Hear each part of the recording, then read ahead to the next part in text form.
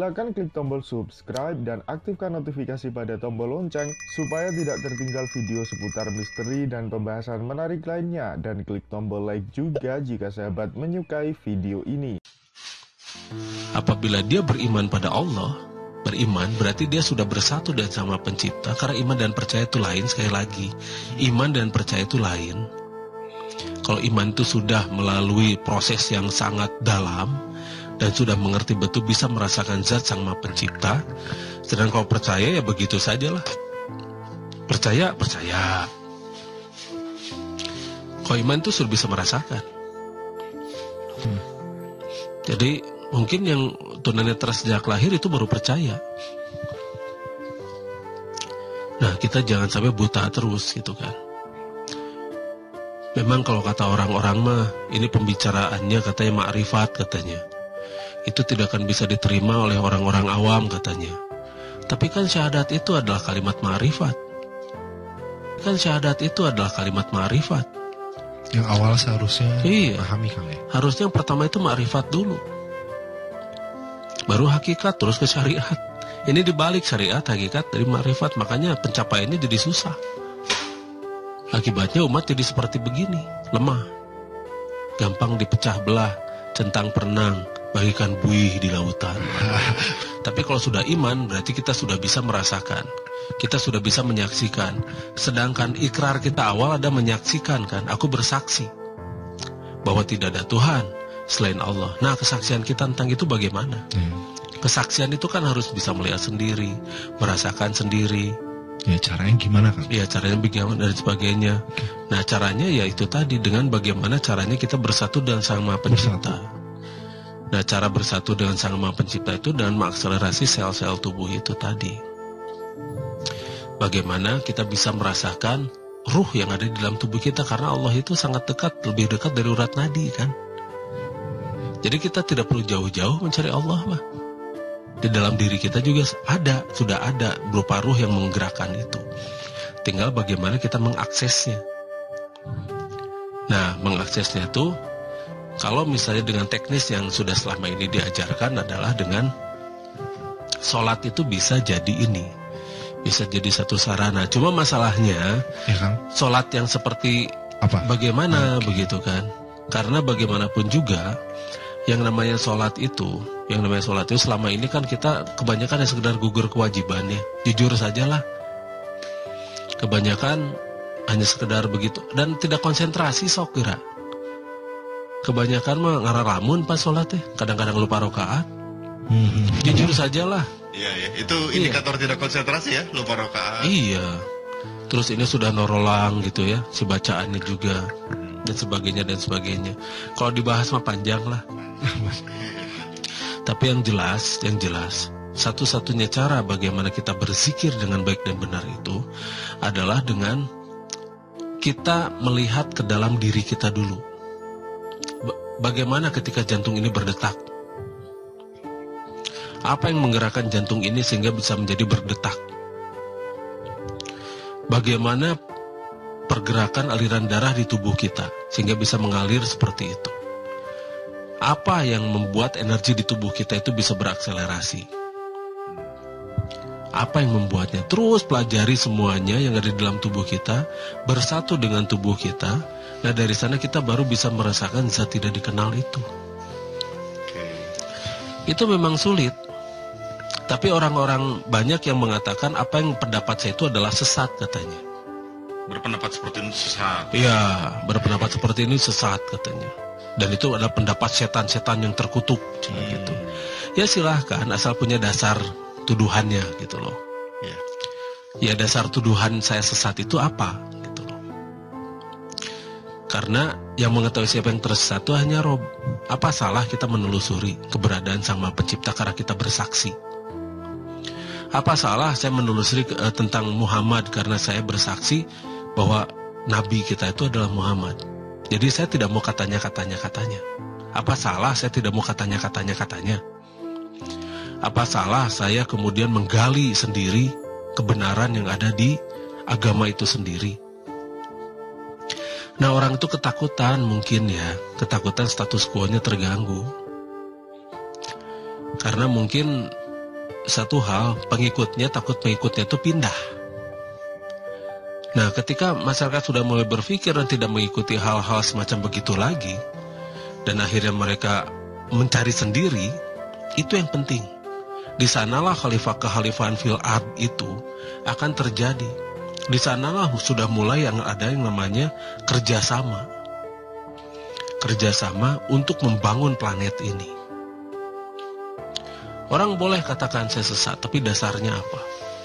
Karena saya berbeda pendapat dengan mereka terus sebut sesat. Saya mah tidak akan menyebut mereka sesat. Gak akan menyebut mereka sesat, karena itu haknya Rob.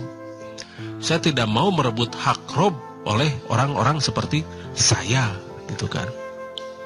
Berarti kita tahu persis, mereka yang sering memvonis sesat itu mereka yang tidak pernah membaca yang namanya mushaf, yang tidak pernah membaca yang namanya kitab suci kita. Karena sudah jelas di An-Najm 30 itu dikatakan ada 4 ayat sih sebetulnya di sana, tapi salah satu saja yang saya sebutkan ya. Itu jelas sesungguhnya hanya Rob yang mengetahui siapa yang tersesat di jalannya, bukan mereka. Dan hanya Rob pula yang mengetahui siapa yang mendapatkan petunjuk. Dan di sana disebutkan agamamu ya agamamu, agamaku agamaku, gitu, lakum dinukum waliyadin. Ada juga itu di ayat lain kan itu. Jadi soal pendapat kita boleh berbeda. Karena ditanya juga nanti masing-masing Kang ya. Masing-masing. Jangan usil. Ya. Jangan usil. Jangan usil dengan dibalik nama namar ma'ruf nahi munkar. Doa yang baik dan benar. Doa yang baik itu seperti apa sih? Itu apakah yang nyuruh-nyuruh Allah? Ya Allah, gini dong. Ya Allah, gitu dong. Mengucapkan permohonan terus. Padahal sudah jelas-jelas ya. Allah tidak akan merubah nasib suatu kaum kalau dia tidak berusaha. Berarti doa itu adalah action. Berdoalah kepadaku maka akan aku kabulkan, kan begitu ya. Nah, seperti apa itu? Doa seperti apa yang seperti itu? Action. Doa yang paling baik adalah kita merubah nasib kita sendiri dan action. Dan biar Allah yang membimbing kita, begitu loh. Ini selama ini kita nyuruh-nyuruh gitu kerjaannya. Ya. Allah sudah nyuruh kita bersabar, kita malah nyuruh lagi pada Allah. Ya Allah, jadikanlah aku orang yang bersabar. Sambil diam, sambil nunggu keajaiban. Apakah yang begitu? Bukan. Sabar itu melalui sebuah teknik. Dengan menurunkan ego dan memaklumi orang lain. Ada tekniknya. Sabar itu diajarkan, sedih diajarkan, marah diajarkan, benci juga diajarkan. Semuanya bukan naluriah gitu kan. Memang ini nih yang bahaya itu. Ketika kita diajarkan untuk tersinggung, marah, benci, sedangkan Nabi kita tidak mengajarkan marah, benci, sedih. Malah dikatakan orang-orang yang beriman itu tidak khawatir dan tidak sedih hati. Di Al-Baqarah 112 itu ya, wala khaufun 'alaihim wala hum yahzanun. Orang-orang beriman itu tidak khawatir dan dia tidak sedih hati. Kenapa coba tidak khawatir dan tidak sedih hati? Karena mereka membiarkan Allah membimbing dirinya. Orang-orang beriman itu, makanya disebutkan beriman, bukan orang yang percaya kan ya. Oke. Beda. Terus disebutkan bukan orang-orang Islam, orang beriman. Orang beriman.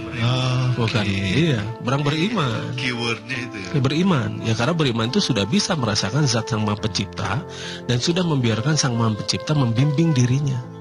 Ya. Jadi aneh kalau seorang ini Rasulullah itu bersedih. Ya. Itu tidak sesuai dengan perintah Sang Maha Pencipta. Berarti kita harus telusuri lagi itu. Harus. Iya. Cross check. Ada dua Harus informasi yang berbeda. Iya. Ini yang mana nih? Yang iya. sesuai. Ya. Kuat mana? Yang katanya atau dari Sang Maha Pencipta gitu kan. Oke. Ya kita harus bisa membedakan itu. Jadi kita tidak bisa mentolerir yang namanya kelemahan itu. Kita menurutnya kepada Allah aja lah gitu kan. Jadi doa yang paling baik itu adalah action. Doa yang paling baik adalah action. Iya, kita merubah nasib kita sendiri. Karena biarkan Allah membimbing kita. Pan action dulu tadi disuruhnya. Action dulu ya. Jadi bimbingan itu akan muncul ketika action. 1 action, 2 tidak ada beban. Action dulu. Iya, 2 tidak beban. Seperti ingin surga neraka itu beban. Takut neraka, ingin surga, ingin pahala, takut dosa, itu semua beban-beban. Poloskan dulu itu. Karena ketika Sang Maha Pencipta membimbing, itu semuanya akan terlihat dengan jelas. Kita ini lil jannah atau karena surga, atau lillahi ta'ala. Kan ikrar kita inna sholati wa nusuki wa mahyaya wa mamati lillahi rabbil alamin kan. Sesungguhnya sholatku, hidupku, matiku itulah untuk sang Rabbul alamin. Jadi ikrar kita itu apakah benar gitu loh. Coba pikirkan lagi baik-baik. Alam bawah sadar kita itu tidak bisa membantah loh apa yang kita bicarakan. Cuma masalahnya masih berusaha terus untuk ngeles. Ini masalah. Dan makanya ketika kita membiarkan diri kita dibimbing oleh Sang Maha Pencipta, tidak ada beban di sana, lakukan secara spontan ala Sang Maha Pencipta, semuanya akan insya Allah ada jawabannya. Kalau misalnya gagal, kita masih punya cara lain. Gagal juga pakai cara lain lagi. Gagal juga pakai cara lain lagi. Tapi tujuan kita apa? Kita maunya apa sih gitu kan? Kenapa kita tidak bisa hidup hari ini dan detik ini? Kenapa kita selalu membayangkan masa depan yang belum terjadi? Ketika kewaspadaan kita muncul dan membiarkan Sang Maha Pencipta membimbing diri kita, itu kewaspadaan, kesadaran kita akan melihat segala sesuatunya itu begitu terang. Lebih jelas itu Kang ya? Begitu terang, begitu jelas. Jadi semua jalan itu terbuka. Silakan klik tombol subscribe dan aktifkan notifikasi pada tombol lonceng supaya tidak tertinggal video seputar misteri dan pembahasan menarik lainnya, dan klik tombol like juga jika sahabat menyukai video ini.